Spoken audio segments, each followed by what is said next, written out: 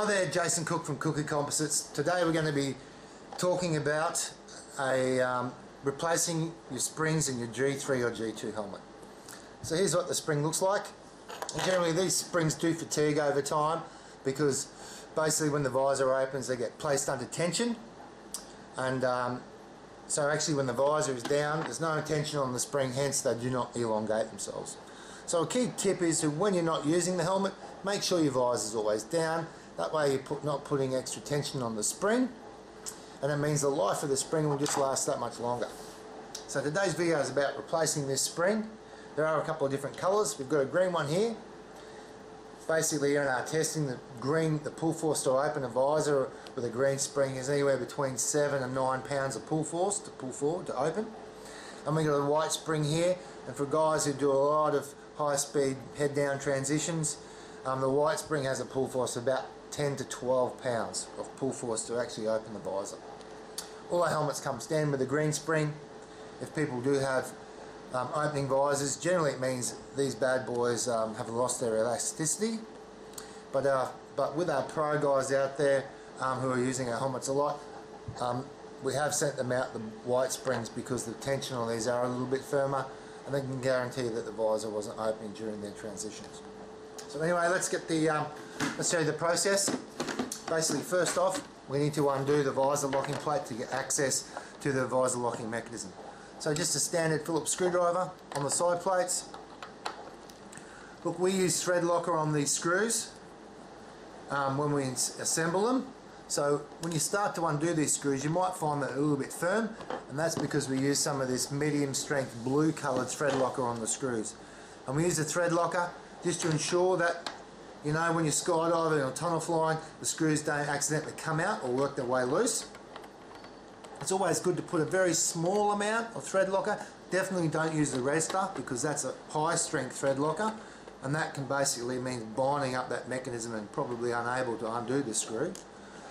So once you've undone those screws, take your side plate off, take your visor off, and it's a good time to give your visor a wash.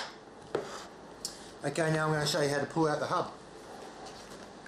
So first off, we need to get access to the screws that hold this whole complete mechanism into the helmet. And the way we do this is actually the Phillips head screws are sitting behind the hub assembly. So we've got to rotate this hub assembly around until we get access to the screw.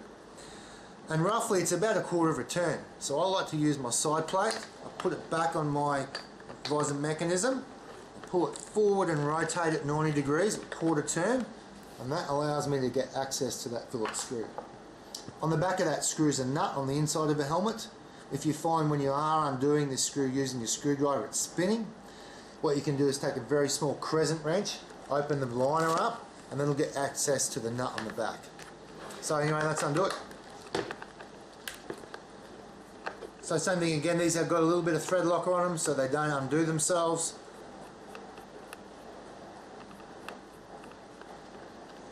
Okay, so once we get one undone, we might need a flat blade screwdriver sometimes to get these bad boys out,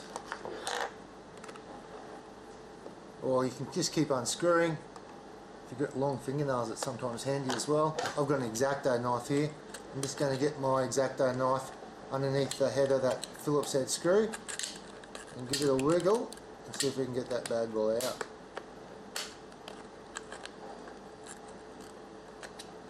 Okay, I'm going to try another trick. I'm going to come in from the inside of the helmet and basically using an Allen wrench. There we go.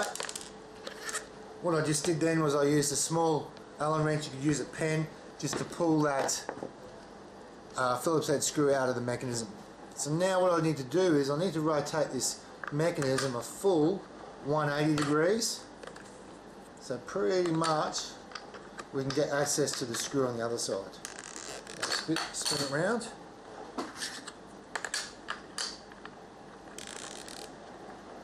Okay. So I've spun it around a full 180 from that side to this side. Now I'm just going to use my Phillips as again.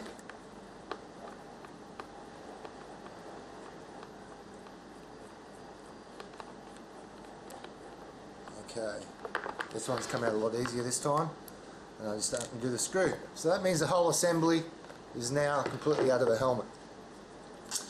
So what we need to do to get access to the green spring, we need to undo this Phillips head screw here. So same again, Phillips screwdriver on that hub assembly. What you can actually do is you can spin it around until the visor locks, and that's it in its lock position. It's locked because you know that this keyway is keyed into this actual outer hub assembly. Now when I go to undo this screw, that hub assembly is not going to spin. Same thing, a little bit firm to start with, and that's because of that blue thread locker. You can undo this screw, take it out and sit it on the bench. Okay, now the tricky part, how do you get these two bits apart? This is what we call the axle on this side, the circular bit. We call this bit the hub, and the hub has got these dots in here where we screw the visor locking plate to. So basically we've got to bust these two apart. A couple of different ways to do it. Sometimes they're quite firm, and you need to be a little bit violent. One way is to use the screw that I've just pulled out from the other side. You can thread it into the centre of that hub assembly, like so, just like that on the other side. And we can give it a pull or a wiggle up, and there it goes, it's just come out. So that technique works. Or you can use a flat bladed screwdriver on the other side and just give it a wiggle. And basically the concept here is that's the axle, this is the hub, and the two mate together like this, and the spring runs in the centre. The spring sits in the assembly like so. I'll just pull this spring out as if we're going to replace it, and the spring's got a locating knob on this side, and the knob's got a little, protrudes higher on one side of the spring. Okay, so the way it sits in this backside mechanism is we install it so the high side of this knob is facing to the up. So I'm going to put it in like this, just use my thumb to push it in, and it looks like so. Okay, what we can now do is, I'll just pull this hub and axle assembly apart. What we can now do is then add a little bit of lubricant on the spring. Something like some silicone spray or a little bit of sewing machine oil. And the whole idea is that this hub assembly is going to rotate on the spring. So by doing so, by lubricating, it's just going to make it rotate freer and stop any potential binding. So what we need to do now, let's install this hub back into the assembly. And I like to see how it's got this key position here and a key on the actual assembly. I like to mate those two up like so and basically push it straight in, flip it over, and then using my fingers I put the spring over the outer hub assembly like that. So that's the back side. Then it's simple as grabbing our axle, which looks like this, and pushing it straight into the centre of the hub assembly like that. So that's your spring replaced. I'm going to pinch that screw out of this side that I used to pull that hub assembly out of the mechanism, and switch it over, add a little bit of that blue thread locker. There's various different brands on the market. Loctite's one of them. That's Permatex is one we use in the shop, and screw it on the other side. Now you don't want to torque this thing up too tight. So there, firm is good, and that's basically it, the replacing of the spring. If you do have an older style mechanism, and here's an unanodized one out of old G2s, you can see where the spring wants to sit in the back here. There's no spot for that knob to sit. I'll just show you again. That's the back of the old G2 mechanism. This is an unanodized mechanism, and you've got this knob here. Well, basically this G2 mechanism was just an oval spring. So what you can do is basically get an X-Acto knife, and just on a bench, don't cut yourself with your knife, you can cut through that spring so it looks like this, and I've just basically sawn the knob off, and you can install that like so, and that's how it'll sit in the back of the mechanism. So if you've got a G2, when the springs come out, you can chop the knob off for your G2. So returning this back into the helmet, one of the things you'll notice is we can't get any access to the holes to put the screws in. What I like to use is the actual side plate to get access to those holes.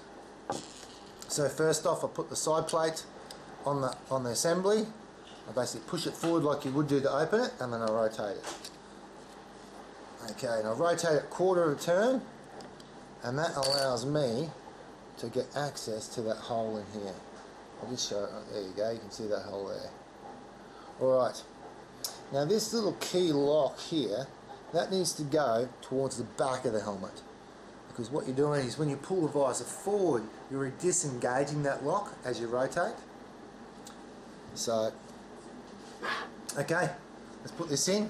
I'm going to put this lock at the back, that lock at the back towards the back of the helmet, and effectively that means I'm going to put in the screw in the bottom hole.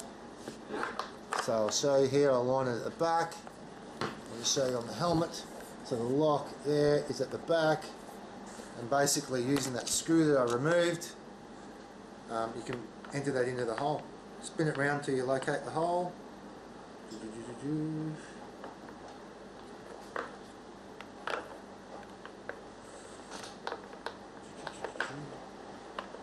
Okay. Now there is a small nut on the other side, on the inside of the helmet. So what you can do, and the nuts look like this. A small 4mm metric nut on the inside of the helmet. You can basically pull the liner back, locate the nut over the screw. You can use a crescent wrench or an adjustable wrench to put that on, or if you do have some metric spanners, open-ended or ring, you can put that on the nut to do it up. Okay, so that's the first screw in. I use my side plate assembly again to basically rotate this back the other direction, and I'm going to spin it 180 degrees to the other side. Whoops, I went around 360, that's silly of me. Okay, let's go around 180. Okay. Right. So we're going to put that top screw in there. Using that screw. Same again, a little bit of blue thread locker. That 4mm nut goes on the back of it.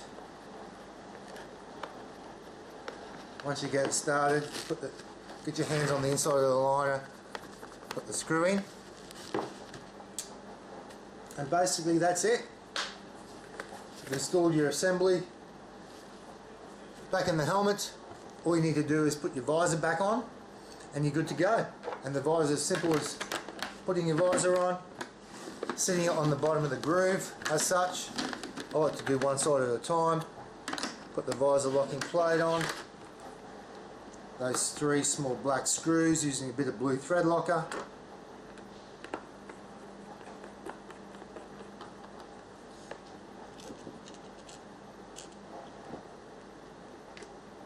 And you're done. Good idea to clean your visor at this point in time as well. If you do notice any gaps in the visor when you do put them on, don't do these screws up too tight. You know, don't do them up so they're firm, and that way you'll be able to rotate the visor up and down like this. So when you've got both sides in, you'll be able to actually hold the visor down and then do them up with the visor in the down position. That way you're pretty much guaranteed to get the visor in the correct position and you can't go too far wrong. So one of the key tips with spring replacements is using your visor's side plates to allow you to rotate that hub, because it is quite hard to do with your hands, because we've got to hold on to those 3 little spots that are threaded to hold the side plates, you know. So put your visor's side plate back over those, allows you to pull it forward and rotate it to get access to those screws. And the big one is when you finish jumping or in the plane, always keep your visor down. By having it up, there's actually the load on the visor locking spring is at its highest, which means there's a lot of tension on this spring, and like I was saying before, the green ones, now they pull 7 to roughly 9 pound of pull on the green springs, and because they are in that position, they are elongated. And classic, what I have seen, you know, if you do leave those things out in the sun, we do heat treat these after they've been injection moulded. That's part of the process of injection moulding these polyurethane springs, is that we cure them in an oven for 24 hours. You know, we have seen over time, if left in hot cars or in the sun with the visor open, they will start to elongate, which means they're forced to return back to the closed position is a lot lower. It could potentially lead to your visor accidentally open at times when you don't want it to. And that generally occurs, you know, head down to head up transitions and that kind of thing. If you are one of those guys, we do have spring kits in the white spring. The white springs are a lot firmer. If you have seen blue springs, whether they be light or dark blue, they have the same kind of material as our green springs. We used to hand pour the blue springs, whether they be light or dark blue. The process was done by hand. Fortunately enough, now we have a machine that can manufacture our springs for us, and these are injection molded polyurethane springs. And I think that pretty much sums up changing out your visor locking springs. There are a couple of different versions out there, like I showed you. Here's the original G2 mechanism. It looked like this. It's full anodized aluminium. Here's another one that is our second version of the spring. Basically, it's a glass-filled nylon exterior assembly, still a machined aluminium hub and axle. And you'll notice here that the screw, rather than on this latest assembly, is on the back, it's on the front. Okay, and what you'll need with this assembly, you'll need a 1/8 hex wrench to be able to undo this. And same with our others, they do have a little bit of thread locker on them. So we just undo that screw, the hub comes off, and the axle comes out, and it looks like this. And the only real difference is, on our latest edition, the spring rotates on our axle, and on a actually they rotate on our axle on both versions. So realistically, there's no difference. And same thing to install on this version. Put your axle in first at the back, like so. Show you again. Put your spring in. Put your axle in like that. Rotate it over, and this is your hub. What you need to do is you need to apply a little bit of force in that direction to get the two mated, but I like to do that with the hex wrench. So basically all I do is put the hex wrench in and I pull down and I can start to screw up. And it's as simple as that. So they're the three versions, G2, G3 and G2, and the current G3s. I hope that's been some help for you guys out there in the field. Got any other questions, just shoot us an email to sales@cookiecomposites.com. We can always answer emails or visit our Facebook page, Cookie Composites on Facebook.